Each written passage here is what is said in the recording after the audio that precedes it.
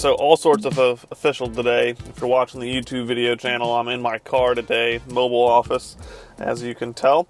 So I'll get down into the injury report this week. There's a couple trends going on, as always, in particular with the hamstring. I'm adding Gordon to the list, Melvin Gordon. He obviously missed the matchup out in London before his bye week. Now he's obviously on bye. He's been able to rest up. He's been out 2 weeks. I haven't been able to find anything as far as his practice participation goes. I would say he's trending in the right direction. However, I would want to see a little bit of practice participation before feeling comfortable starting him up this weekend. A couple quarterbacks on my list this week. Derek Anderson is out with a concussion, which means Nathan, the turnover machine Peterman, is starting up against the Bears. So feel comfortable starting that Bears defense, even if Khalil Mack isn't able to go. I think that's a great matchup for them. C.J. Beathard out in San Francisco has some sort of wrist injury. They didn't give me a whole lot of specifics with that. As far as I know, he's playing in the Thursday night game, so he's a game-time decision.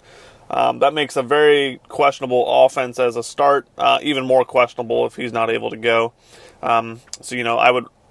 I would change maybe your projections for like a Matt Breida or Marquise Goodwin and George Kittle.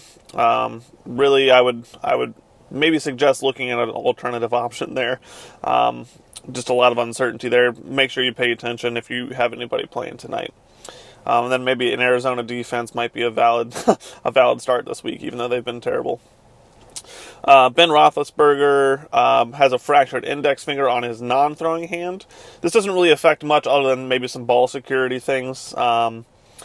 He plays a tough Ravens defense this weekend who like to get after the quarterback a little bit, so just keep that in mind. A.J. Green showed up in a walking boot yesterday. I've seen both a foot and or a toe injury. Hopefully the man's avoided some sort of fracture. It's kind of hard to say. If it's a toe injury, a lot of the time it's a turf toe. That can be a nagging injury, which can last a couple weeks, which affects his ability to cut and get in and out of routes. Keep an eye on that one. It's likely he'll be able to play through it. However, he may not get the separation he normally gets. He may not be able to, like I said, cut or sprint as quickly as he can. A lot of the times it's pain limited. It also, I think, affects his ability to move.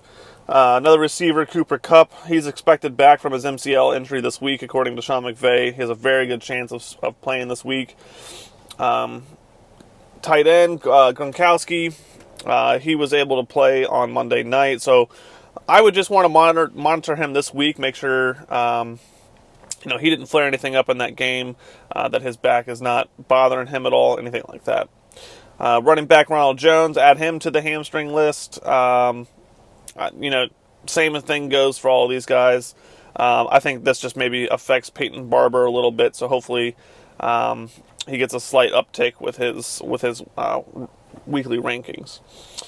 T.Y. Hilton, he's coming back from the hamstring and rib injury. He looked okay in that game against Oakland this week. Marlon Mack was just a monster. I don't know if that was more of a game plan thing or if that was him dealing with his injury. But he's on bye this week, so look for him to get a little bit more healthy this week. But he comes back against the Jaguars after his bye, so that's just a tough matchup. Tyreek Hill looked to have tweaked his groin. This really is one of those injuries that depends on severity. He could miss some time, maybe a week or two, or none at all. It's really hard to say. I haven't seen anything on him. Check his practice participation before starting him this weekend. Make sure he's good to go, and that they're confident with him. Sony Michel, look for him to take some snaps this week in practice. He may be limited all week. I think if you watch that Monday night game, you could kind of see they struggled without him on the running game. So I think they'll look to get him back as soon as able. But the Patriots are so hard to predict just because they like the ambiguity. They like the mystery on, are we going to play our stud or not? So it's hard to say with that one. But look for him to get some practice reps in this week. And the last running back I have on my list is Chris Thompson. He looks to have re-injured his ribs. They have an awesome matchup against the Atlanta Falcons this week. The Redskins have been sneaky good. Their defense is really, really good. AP is looking like he could be an RB1 if he keeps up this current pace, which I'm thrilled about. So just keep an eye on Chris Thompson. I actually like it when Chris Thompson plays as an Adrian Peterson owner. I think it kind of opens up things for him when he is in the game. But look for him. They match up with Atlanta this week. If he's able to go, I would expect him to produce a good game, that sort of thing. So just keep that in mind. As always, if you guys have any questions, any game time decisions, anything else pops up, feel free to give me a text. Let me know what's going on. All right. Thanks. All right, welcome to the Frenemies podcast. Today you'll notice we're missing somebody, our better half or better third here. He couldn't be with us because I was selfish. I'm going on vacation, and he can't make the time I can do, so he's out. Very selfish. But we have a special guest later in the podcast. We're not going to tell you who it is. It's real special. You're going to like it a lot, and he'll take Chris's place for this week. So, Yep. All right, so just quick breaking news. Browns, you no longer have Hugh Jackson as your head coach, and they were dancing in the streets of Cleveland. Yeah. So that's a good thing. Was there actually dancing? I'm sure there's lots of dancing. I wouldn't doubt it. I'd be dancing. Yeah. Although Todd Haley's gone too, that's kind of a surprise. That's who I would have thought was going to take over for him. So they're in full rebuild mode. This is kind of a good opportunity. I know you were talking about it. You got to be careful now for teams tanking. Yeah, like for fantasy purposes, you can't really trust a few teams in the NFL now, namely the Raiders, the Giants, and possibly the Browns now. You would say probably the Browns now. Yeah, I would say that if you're going to make this move, you're moving towards that, let's go for the pick and really just kind of see what we have, not actually try to win games. Yeah, like goes back to when the Browns tanked previously and they had Josh Gordon last season, and they ran him routes that weren't good for him. Like they were cutting him in instead of having him go long. So, be really careful about that for fantasy football purposes. Yep. So then to our party question here, or the icebreaker for this week. We're going to do kind of a who do you think in our league? So this kind of pertains more to just in our league, but we got a funny one here. Who do you think in our league spends the most time looking at themselves in the mirror? Well, you go first, man. All right. Well, I'll take the obvious one. No shade thrown your way there, Morgan. But I have a feeling with the amount of times you're out clubbing and stuff, there's a lot of mirror checks going on. Make sure that dude's looking good. So I think a lot of Morgan Collins looking in that mirror at himself. Yeah, I put myself.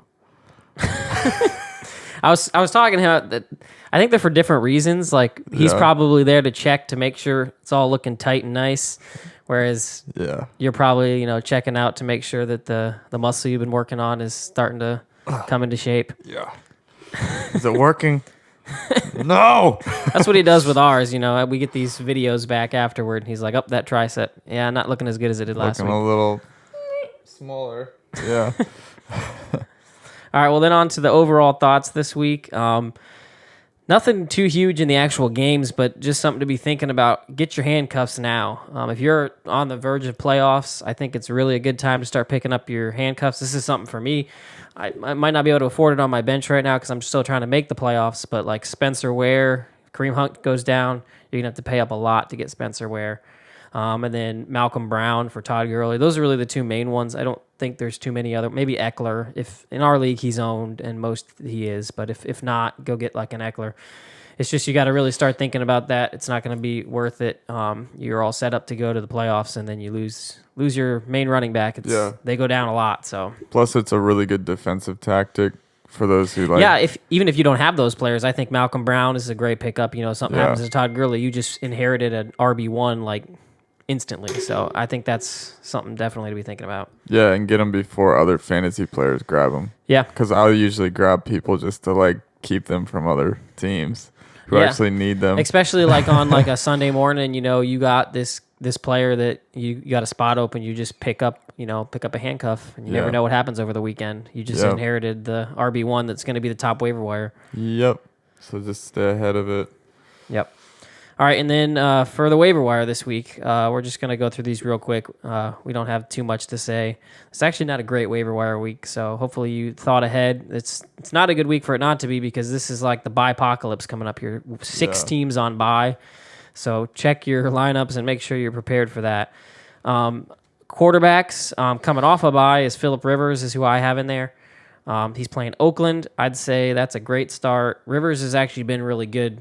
I think he's only on waiver wires because he had his bye. So pick up Rivers, plug him right back in. Yep. Who'd you have, Ryan? Matt Stafford. I think he's the only one that can be semi-trusted in Week 9, except for I don't know who they're playing. Yeah, he's been really good. I think they're playing Oakland. Yeah. Yeah, so he's been super dependable. That they just pass a ton in that offense. So. Yeah. And if the defense is going to do what they did last week, I mean, they're just going to continue to have to catch up with points. So. Oh, no, it's the Vikings. Oh, the Vikings. They're Yeah, playing see, the it's Vikings. not a great match. They didn't look that great this week, though, against the Saints. So I don't think that defense is quite what it used to be. Yeah, hopefully, I don't know. It's not the best. These are streamer options. I think So Stafford's if you a need to- good safe play. Like, if you don't want to Yeah. get Jameis Winston like I did, like, just put in Stafford. He'll get you 15, 20 points. You don't have to worry about it. Yeah. Running backs, again, not that many great options out there. I put Peyton Barber. He might not be available in all leagues, but he's definitely someone to look out for. Ronald Jones hurt himself, so he's out of the picture. Fitzmagic's coming back, so the offense might roll again. He didn't do too much with it in the early games, but Peyton Barber, I mean, just starting running backs. If they're a starting running back, they should be on somebody's roster, so pick them up. And then I got Doug Martin here, and this is scary, but again, in any league that's paying attention or, the rosters that should be rostered are rostered. Doug Martin may be one of your only options in Oakland, and this is probably a tanking team, like we said. They have so many first-round picks next year. 3, I believe. Yeah, they already have 3. But Doug Martin may be one of the best options out there. He got 80-some yards this past week. He's going to get the work, it looks like. Yeah. They're not going to... I thought maybe they would give Rashard some of that Marshawn Lynch role, but it looks like Doug Martin's just going to step in there. Gruden loves his old man. Yes. Who is it? Brandon LaFell. Brandon LaFell had a week this touchdown. week. Wow. Yeah, I didn't even think he was still in the league. So I saw that and I thought the same thing. yeah. Transitioning to wide receivers, we're not picking up Brandon LaFell. No. But Ryan's got a guy that I've been in love with before here. But now he's all yours. Now he's my man. He's all yours.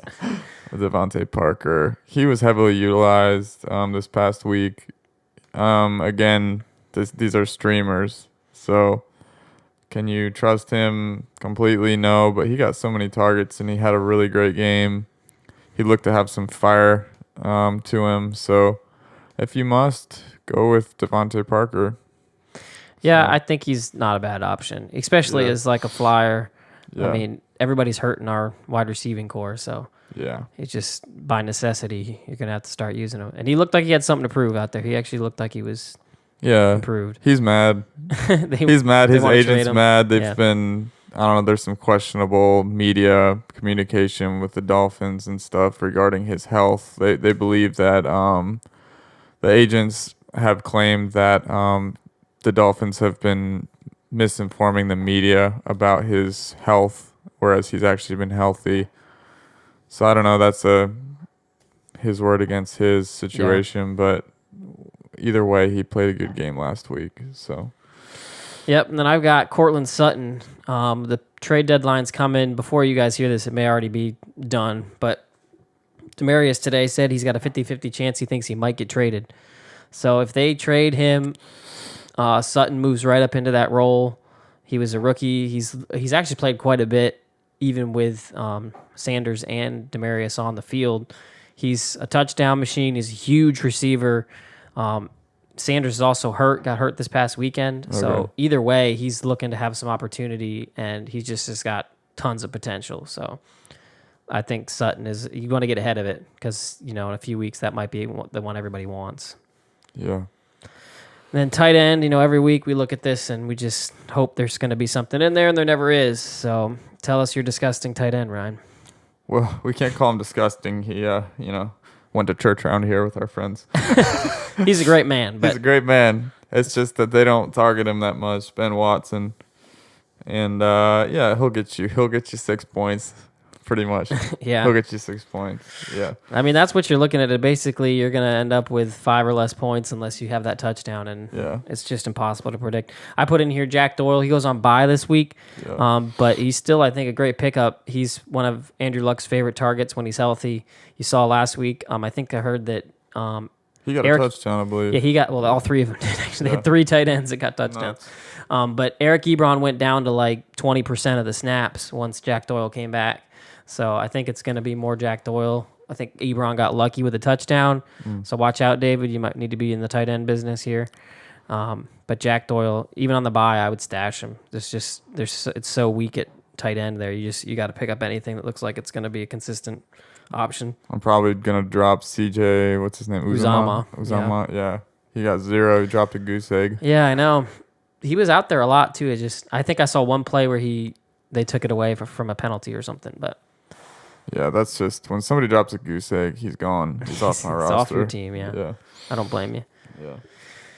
All right, and then defense streamers. There's not a lot of great ones here. We just kind of a collective one. The Cowboys are going to be playing the Titans. Titans have been real bad. That offensive line's banged up. Mariota's been hurt. Maybe off the bye they pull it together, but I'm thinking it's going to be more of the same with the Titans. He's also been sacked a ton. I think last time they played, it was against the Ravens a couple weeks ago. He had 8 sacks. Son of a gun. So if you can get that's a nice baseline for your defense if you can get that many. I might quit football if I got sacked 8 times. Yeah. Be like, I'd be dead. So we wouldn't last. So. All right, and then the player this week that you should start on your bench. So this is the shoulda, coulda, woulda. We're just trying to look out for somebody. I feel like I always pick out for some reason to help out Joe, but or actually no, he doesn't have him. Never mind. Tyler Lockett. He's actually probably somebody you could pick up off the waiver wire. Somebody might have picked him up this week, but he's out there. It's looking like he's the number 1 option for Russell Wilson. Doug Baldwin's back. I have Doug Baldwin. I just have a note here. Where is Dougie B? Like, what's going on? I don't understand. He seems like he's fully healthy, and yet some reason Russell Wilson isn't targeting him. It's hard. It's hard with that offense. They've always been more run heavy. Well, and they've been able to run lately, so they've really. I think Russell Wilson was like a top 10 quarterback this week, but he had like 178 yards passing. Like, right. It's crazy. So if that's going to be the case, it's going to be.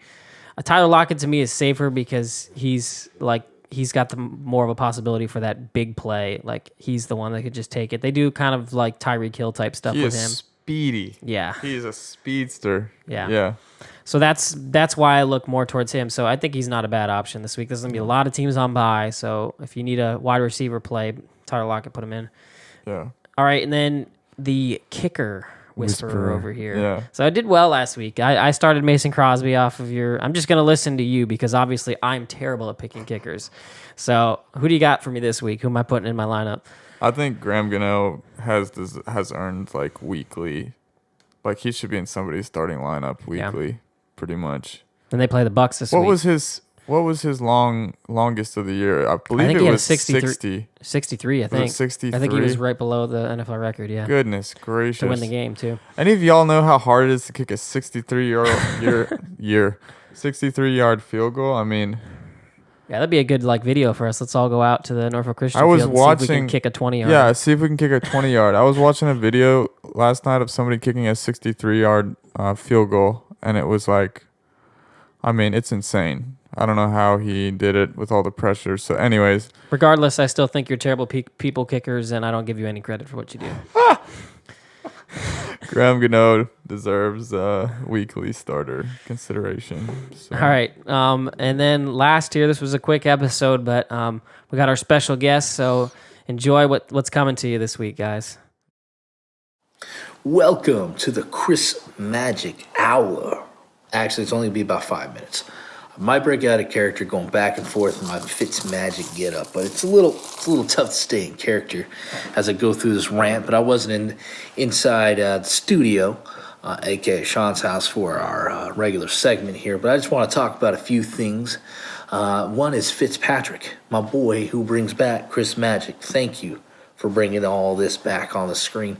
But Fitzpatrick being the starter in Tampa Bay, is it real? Is it not? They just came out with reports saying that Fitzpatrick will be starting next week, and I think this will help out a bunch of the fantasy owners for Tampa Bay offensive guys. They were discussing, Jameis Winston, he'll be back. Mike Evans will blow up. Well, what also blows up is any defense playing Jameis Winston, like Cincinnati getting 4 interceptions last week. It looked like child's play. But I truly believe that the Deshaun Jackson and Mike Evans will be studs for the rest of the season, especially Mike Evans. Thanks for trading him away to Phil, David.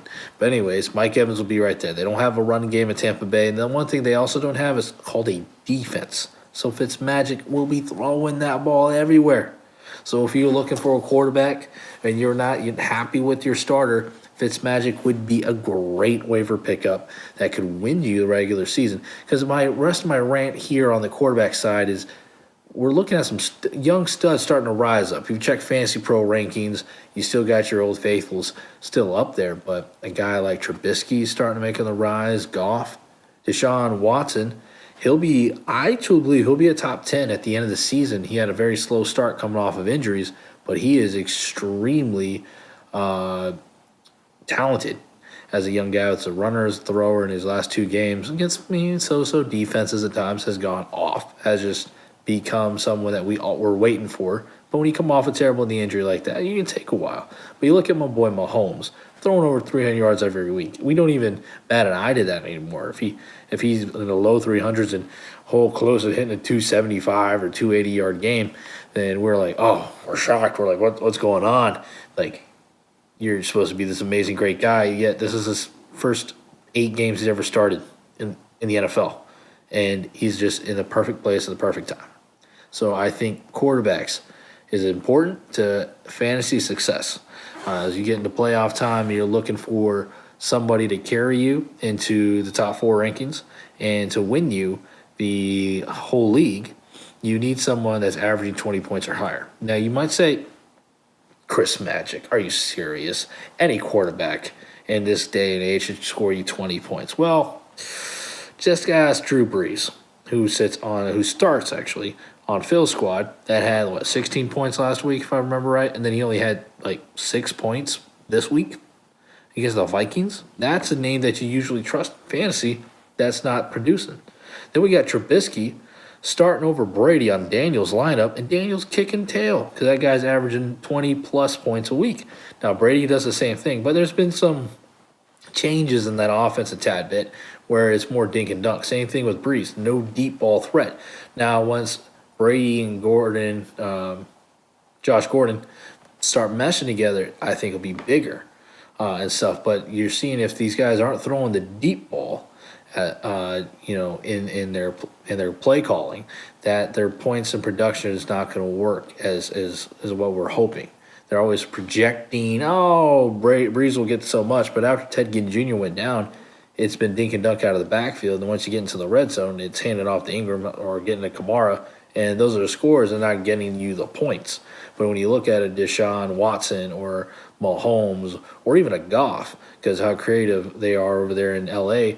with moving him around and even just throwing the ball to Gurley out of the backfield, you're going to have higher production from quarterbacks and offenses that get the ball downfield. They're a little more pass happy. So if you are not happy with that on your bench and you're tired of hitting the 12, 15-point games and losing in fantasy by 5, 10 points, look at other people's benches, offer trades. Tim's sitting with 2 good quarterbacks right now, Deshaun Watson and Andrew Luck. I think it's worth the trade offer to him to get you that quarterback to get you over the hump. See if you can get a good, decent trade offer that way. Outside of that, you're going to have to be lucky on waivers in most leagues to find a quarterback like him. But moving forward, quarterbacks of the future are these young studs starting to come up. Outside of Aaron Rodgers, he's going to be always phenomenal until probably the day he retires. And to wrap it up, Chris Carson, welcome back to fantasy, man. Seattle running backs have been not trusted ever since Lynch left. Everyone's like Thomas Rawls train, and we could probably Lacey. Remember he was there, but now Seattle looks like the team of old, where they are running the ball, running that rock hard, and they are looking very much like that Seattle team offensively we knew. Defense still shaky, but that offense where it's a ground and pound game, and Russell Wilson is starting to elevate his play because of the play actions there. Like they have to respect the run game. Before it was a fake-esque play action of where, okay, we're going to run the ball to keep you honest, but you're not really caring because you only have to keep 7 guys in the box against us. Now they're going to have to pay attention and rock down coverage even to be closer to the line of scrimmage because Chris Carson's kicking tail. So welcome back. And then one last shout-out, my boy AP, Adrian Peterson, 26 fantasy points in our half-point PPR league. Are you kidding me? Old man is still doing. He ran off like a 60-something yard touchdown. I think it was a run or a catch. I don't know. He caught a touchdown pass. I know one of them was. That is phenomenal. From when he was at the end of Minnesota and Arizona, we thought he was just chasing money. He needs to get out. That the Redskins are sitting up top of that NFC East, looking pretty, and now they got a ground game that everyone's got to worry about, not just Thompson out of the backfield and little things like that. We're talking about a legit runner to help out, balance that offensive game, to really open up that small dink and dunk game of Alex Smith, that these guys are a playoff contending team. But fantasy relevancy, Peterson, he's open maybe in very few leagues now, but he is back to be an RB2, RB1 threshold in fantasy, which we thought the greatness of Adrian Peterson was gone. But a little flash in the pan maybe. But welcome back, Adrian Peterson. That's my rant for today. I went a little over than I wanted to, but Chris Magic out. All right, I know that was fun. We got to see Chris Magic, the return. Thank you, Jameis, for throwing 4 picks, although my fantasy team doesn't like it. Yeah. That means we get Fitzmagic back. Man, every time I see Fitzmagic, I get a little weak in the knees. Oh, I know. Fitz. I mean, just Fitz, they do it right. So, Chris Magic. next week we'll be back to a normal format. We'll all be here giving you the normal stuff we do. Maybe see if we can get a league special guest on. Been a while. We'll get somebody out here. Yeah, hopefully. Hopefully. Do you think they still want to hang out with us? I don't know. We've been pretty nerdy lately. Well, and we've been calling people out, too. We started a podcast. We've made enemies. We've made friends. Frenemies. Frenemies. Good work. All right. Send us out of here, Ryan. All right. If you like what you saw, like and subscribe. If you don't, like and subscribe. Have a great week. See you guys.